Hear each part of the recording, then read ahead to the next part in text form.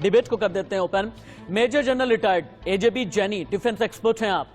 Major retired Mohammad Ali Shah, रक्षा विश्लेषक। Colonel retired Shivdan Singh, रक्षा विशेषज्ञ। कर्नल रिटायर्ड एसएस सोढ़ी, विदेश मामलों के जानकार मेरे साथ में हैं। मेजर रिटायर्ड मोहम्मद अली शाह मेरा इंतजार कर रहे हैं। Major retired Mohammad Ali Shah, 1990 George W Bush Iraq को कुवैत से बाहर निकालने के लिए अंतर्राष्ट्रीय सैन्य गठबंधन बनाया। 1995 बिल क्लिंटन यूगोस्लाविया में मिलिट्री इंटरवेंशन किया। 2011 बराक ओबामा लीबियाई गृहयुद्ध में मिलिट्री इंटरवेंशन किया, इंटरवीन करके सोल्यूशन निकालने की कोशिश की।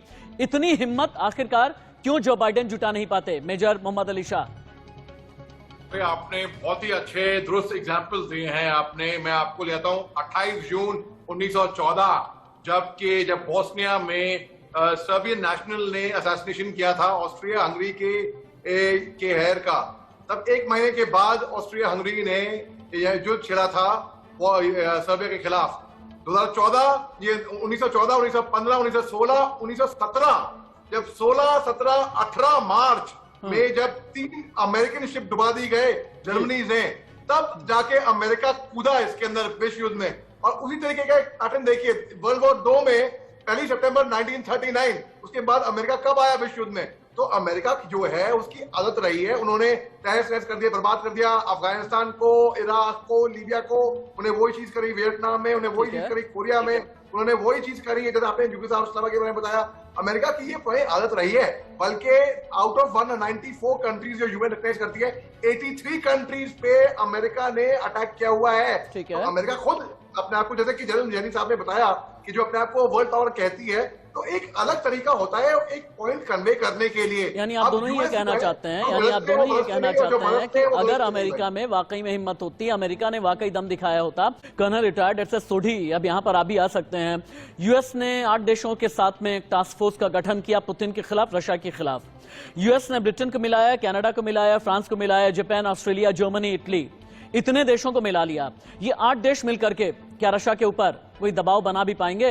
क्योंकि अभी तक आपने सैंक्शन लगाया, अभी तक आप बयान देते रहे, सैंक्शन में यूरोपियन यूनियन भी आया, सैंक्शन में नेटो भी आया, सैंक्शन में अमेरिका भी आया, सैंक्शन में कई एशियन कंट्रीज भी आई, लेकिन कुछ हो नहीं पाया। अब अगर आप Britain, Canada, France, Japan, Australia, Germany, Italy को लेकर के आए हैं, कुछ होगा या नहीं होगा? ऋषि जी, ये जो 8 राष्ट्रों का अभी संगठन बनाया है अमेरिका ने, इसका बिल्कुल कोई असर नहीं पड़ेगा पुतिन पे, क्योंकि इससे बड़ा तो ऑलरेडी 30 मुल्कों का नाटो तो संगठन है ही है। जब 30 मुल्क का नाटो कुछ नहीं कर पाया, तो ये 8 मुल्क का संगठन क्या करेगा? ये आपने जो शुरू में बोला, सिर्फ ये जो बिडेन है या नाटो है, ये सिर्फ गरजते हैं, बरसते नहीं है। ठीक है। हम अगर हर युद्ध को देखें जो कि पिछले 100 सालों में हुआ है, उसमें ये जो लॉबी है जो हथियार बनाती है, उसका बहुत बड़ा योगदान रहा है। आज पूरे विश्व में जो 10 सबसे बड़े कंपनियां हैं जो हथियार बनाती है, उसमें से 6 अमेरिका में हैं। 195 देश जो हैं इस विश्व में आज की डेट में, उसमें से 175 को अमेरिका आर्म्स और एम्युनिशन सप्लाई करती है। तो ये हर चीज अमेरिका व्यापार की तरफ से देखती है। ठीक है। आपने सही 3-4 उदाहरण दिए। अमेरिका की किसी जगह में जाने की हिम्मत नहीं होती जहां पे उसको लगता है कि वो एक ताकतवर मुल्क के साथ लड़ेगी। वो हमेशा एक छोटे मुल्क पे दबाव डालने तो की एक बात ये बताएं, एक बात, मेजर रिटायर्ड मोहम्मद अली शाह, यहां पर आप आ सकते हैं। आज की तारीख में पुतिन के लिए असली मसला है क्या, ये मैं जानना चाहता हूं। क्या यूक्रेन नेटो में ना जाए, ये असली मसला है? यूक्रेन अमेरिका के करीब ना जाए, ये असली मसला है? यूएसएसआर के युग में चले जाएं, ये असली मसला है? लिथुआनिया, एस्टोनिया या फिर बाल्टिक कंट्रीज की तरफ हम चले जाएं, ये असली मसला है? या फिर असल में ये डर पुतिन को अभी भी है कि अगर यूक्रेन नेटो में शामिल हुआ, ये नेटो के साथ में करीबी रही, तो मॉस्को की पश्चिमी देशों से दूरी केवल 640 किलोमीटर की रह जाएगी। अभी ये दूरी 1600 किलोमीटर की है। क्या ये सिर्फ बॉर्डर डिस्प्यूट है या इससे अलग हट करके ये कैनवास कुछ ज्यादा बड़ा है? देखिए, जो यूक्रेन का जो पूरा जो बॉर्डर है जो रशिया से जुड़ता है, वो 2295 किलोमीटर का स्ट्रेच है। ठीक है। है। उनको खतरा था कि अगर नेटो फोर्स आ जाते, तो मेन ऑफ प्रेसिडेंट ज़ेलेंस्की ने जब ये बयान भी दिया कि वो नेटो में जाएंगे नहीं, फिर भी ये जंग रुकी नहीं। इसका मतलब क्या हुआ? इसका ये मतलब हुआ कि जी हाँ, प्रेसिडेंट पुतिन को खतरा है कि यूक्रेन अमेरिका की तरफ ना जाए। सिंपल सी बात है। अगर वो उसकी तरफ नहीं जाता, तो वहीं पे ही आप एक ही पत्थर से 2 चिड़िया मारते हो, तो वो नेटो में भी नहीं आएगा। पहली बात तो ये, अब वो अगर अमेरिका की तरफ नहीं गया, तो जाहिर सी बात है नेटो की तरफ भी नहीं जाएगा। और अगर नेटो में नहीं गया, फिर भी उनने करीबियां बनाए रखी अमेरिका से, फिर भी अमेरिका उनको कहीं ना कहीं मिलिट्री एड देगा, हेल्प देगा। तो मेन प्रेसिडेंट पुतिन की डिमांड ये है। अब अगर वो एक टेबल पे नहीं आते हैं, अभी नहीं बात करते हैं और अभी ये सुलझाते नहीं है, तो उनकी डिमांड अभी तक रीजनेबल थी।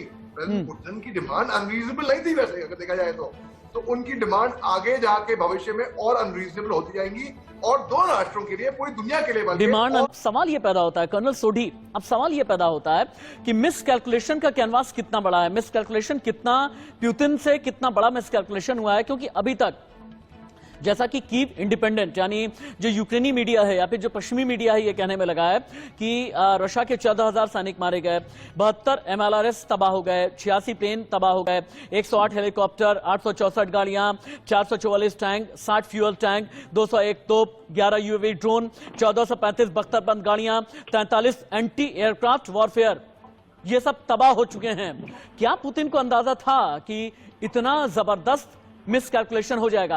क्या ब्लंडर हुआ है कर्नल सोढ़ी? रशीद जी, ये आपका ये प्रश्न मैं दो भागों में जवाब दूंगा। पहला भाग है पुतिन के ऊपर। देखिए, पुतिन KGB में एक लेफ्टिनेंट कर्नल थे। पुतिन को फौजी सिखाई और एक राजनेता होने का जो ये अनुभव है वो दोनों है। तो ये जो पूरी यूक्रेन की लड़ाई प्लान की गई है पुतिन ने, ये उन्होंने बड़ी सोच समझ से प्लान की है। और ये लड़ाई आस्था थोड़ी इसलिए चल रही है क्योंकि हमें याद होगा कि यूक्रेन की जो 30% आबादी है उसका झुकाव रूस की तरफ है, वो रूसी भाषा बोलती है। रशिया नहीं चाहता कि वो ज्यादा सिविलियंस को क्षति पहुंचाए, इसलिए उसका जो लड़ाई का जो स्पीड है वो थोड़ी कम है। देखिए रशीद जी, फौज में हमें पढ़ाया जाता है कि जब भी कोई आक्रमण करता है उसकी रेशो 3:1 होती है। अभी यूक्रेन की फौज की सेना 2 लाख है और कायदे से फौजी सिखाई की उससे रूस को 6 लाख जवानों के साथ अपना हमला करना चाहिए था, लेकिन रूस ने ये नहीं किया।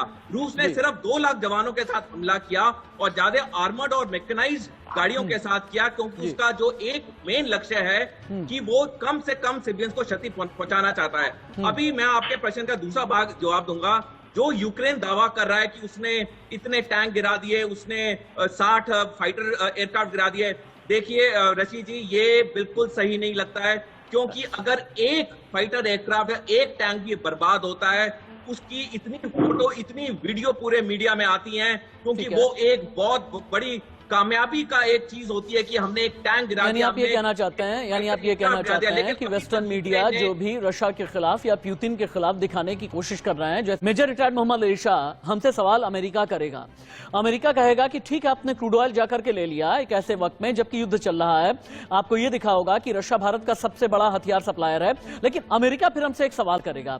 अमेरिका कहेगा 2019 तक $146 अरब का व्यापार आपने हमारे साथ किया, रूस से 15 गुना ज्यादा व्यापार आप हमारे साथ करते हैं, भारत की हथियार खरीद में 14% हिस्सेदारी हमारी है, रक्षा व्यापार भारत अमेरिका का $21 अरब का है, और आप जो हैं रशिया वाले ब्लॉक में चले गए हैं। फिर हम जवाब क्या देंगे अमेरिका को? यह भी तो सवाल है ना। विदेश नीति सिर्फ रशिया के साथ में नहीं है, विदेश नीति अमेरिका के साथ भी है। मेजर रशीद भाई, देखिए, मेरे सीनियर ने जो कहा अभी बिल्कुल दुरुस्त फरमाया, और जनरल जनी साहब की बात से मैं बिल्कुल इत्तेफाक रखता हूं। बात ऐसी है, देखिए, इसमें अमेरिका, आपको मैं एग्जांपल देता हूं, मैं आपको 2 एग्जांपल ताकि स्पष्ट हो जाए बिल्कुल बात। अमेरिका ने तुर्की पे S-400 पे पाबंद लगाया था, प्रतिबंध लगाया था, सैंक्शन लगाया था। हिंदुस्तान पे नहीं लगा पाई। हिंद दिया था उन्होंने, हिंद दिया था, लेकिन वो नहीं कर पाई, क्योंकि आज की तारीख में हिंदुस्तान को इतनी जरूरत नहीं है अमेरिका की जितनी अमेरिका को जरूरत है हिंदुस्तान की। पहली बात। दूसरी बात, आपको मैं वैक्सीनेशन पे ले आता हूं। कोरोना वायरस के टाइम पे अमेरिका ने सैंक्शन लगाए थे हमारे एक्सपोर्ट ऑफ वैक्सीनेशन पे, मगर जिस दिन हिंदुस्तान ने ओवर 1 मिलियन वैक्सीनेशन एडमिनिस्टर करे थे, उसको महज इत्तेफाक बोले, कुछ भी बोले, उसी दिन अमेरिका का ऑर्डर आया कि वो सैंक्शन खोलने का। उसी दिन अमेरिका ने वो एक्सपोर्ट जारी कर दिए। तो आप देखिए, अमेरिका को भी जरूरत है हिंदुस्तान की। अब ये हिंदुस्तान हो नहीं रहा कि जब हम केवल अमेरिका को ये बात जाते थे। आपकी आज की तारीख में पाकिस्तान है बस देश जो कटोरा लेकर रूस के पास भी जाएगा जब वो जंग छेड़ है, या अमेरिका के पास भी जाएगा, या चीन के पास भी जाएगा, या उसका बस तो हमारे पास भी आ जाएगा वो। तो हम बिल्कुल आज चौड़े हो रखे हैं हिंदुस्तान के पास। इतना गर्व से सीधा चौड़ा करके हम कह सकते हैं भाई हम अपने पावर के रास्ते पे, हम विश्व को खोलने के रास्ते पे। मेजर, आप कर्नल सोढ़ी, अभी तक मीडिएटर के तौर पर कौन कौन आया? आया इजराइल, आया फ्रांस, आया तुर्की मीडिएटर के तौर पर।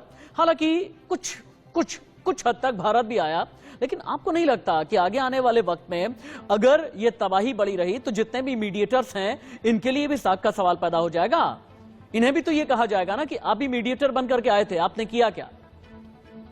बिल्कुल रशीद जी, आपकी बात बिल्कुल सही है। जितने भी ये कुछ देश ने मीडिएटर करने की कोशिश की है, इसका ज्यादा असर पुतिन पे नहीं पड़ा है, बिकॉज पुतिन ने ये जो लड़ाई छेड़ी है, इसने अपने मकसद को बिल्कुल क्लियर करके छेड़ी, और जब तक ये अपने मकसद नहीं हासिल करता, ये बातचीत वार्तालाप चलती रहेगी। ये सिर्फ ज़ेलेंस्की की अक्लमंदी की जरूरत है कि अब वो क्लियरली उनको लिख के दे दे कि मैं आपको लिख के दे रहा हूं कि मैं नाटो में कभी शामिल नहीं होऊंगा, मैं किसी पावर के साथ ही रहूंगा। जिस दिन ज़ेलेंस्की ये चीज लिख के देंगे, उसी के कुछ सेकंड के अंदर ये युद्ध बंद हो जाएगा। तब तक ये युद्ध नहीं बंद होगा, बिकॉज पुतिन को पता है कि ये जो सारी बातचीत चल रही है, ये सिर्फ टाइम को गेन किया जा रहा है, क्योंकि अमेरिका की इसमें बहुत बड़ी साजिश है। अमेरिका को पता है कि जितनी ये लड़ाई लंबी चलेगी, उतना पुतिन और रशिया तीन रास्ते। Major retired Mohammad Ali Shah, major retired Mohammad Ali Shah, Putin के सामने तीन रास्ते हैं। पुतिन बातचीत की मेज पर यूक्रेन से बातें मनवा लें, पुतिन राजधानी कीव पर कब्जा जमाकर कठपुतली सरकार बना दें, और पुतिन जंग का स्केल बढ़ाकर यूक्रेन की मदद कर रहे देशों पर भी हमले शुरू कर दें। तीनों में से कौन सा रास्ता आगे आने वाले दिनों में इख्तियार किया जाएगा और कौन सा रास्ता सही होगा? सही तो वैसे वो गलत रास्ते पे आ गए थे। जिस दिन उन्होंने हमला किया उसी दिन गलत रास्ते पे आ गए। जब पूरी दुनिया कोरोना से लड़ रही है, इकोनॉमी डाउन है, अब मैं बता रहा हूँ, अब वो इतने दूर आ गए हैं दोनों देश कि अभी भी शुरुआत में हम कह रहे थे कि पीछे मुड़ सकते हैं, कोई बात नहीं। अब अगर अभी भी पीछे मुड़ सकते हैं, लेकिन अभी दोनों में ये प्रॉब्लम हो गई, अब अगर पीछे मुड़ते हैं तो बोलेंगे उनके देशवासी खुद उनको बोलेंगे, वो नेता है ना, कि भाई आपने इतने बंदे बनवा दिए, इतने हमें फौजी बनवा दिए थे, सिस्टम बनवा दिए, क्या हो गया, क्या नतीजा निकला? अब आप मुकर गए। दूसरी बात, आपने जो बात की थी फ्रांस, तुर्की और इजराइल की, और काफी हद तक इंडिया की, काफी हद तक नहीं, इंडिया की भी बिल्कुल, यही चार देश सामने आए थे पीस टॉक्स के लिए। इजराइल के साथ क्या है कि हम लोग जो रूसी हैं और इजराइल है, उनके बीच में पासपोर्ट वीजा का मतलब नहीं है। जैसे हमारी दोस्ती है नेपाल से, भूटान से, उनकी खास दोस्ती है। एक हॉटलाइन स्टैब्लिश हुई थी 2014 में जब क्रीमिया पे हमला हुआ था इजराइल और रूस के बीच में, और जो 3.5 मिलियन टूरिस्ट जो 2016 से 17 में आए थे रूस में, वो उसमें 17% इजरायली थे। अब एक और आप देखिए, वर्ल्ड वॉर के टाइम पे लिया था मैं आपको, जब जर्मनी जब नाजी आए थे रूस में, तब उस टाइम पे यूक्रेनी वालों ने अपने दरवाजे खोले थे उनके लिए। अपने नाजियों की बात की है। हालांकि मेरी डिबेट का वक्त पूरा हो गया है, मैं बल्कि नियो नाजीवाद पर भी बातचीत करना चाहता था, लेकिन major general retired एजेबी Jaini, major retired Mohammad Ali Shah, colonel retired Shivdan Singh और कर्नल रिटायर्ड एसएस सोढ़ी, बहुत बहुत धन्यवाद आपका। अपना बेशकीमती समय आपने मेरे चैनल के लिए निकाला है।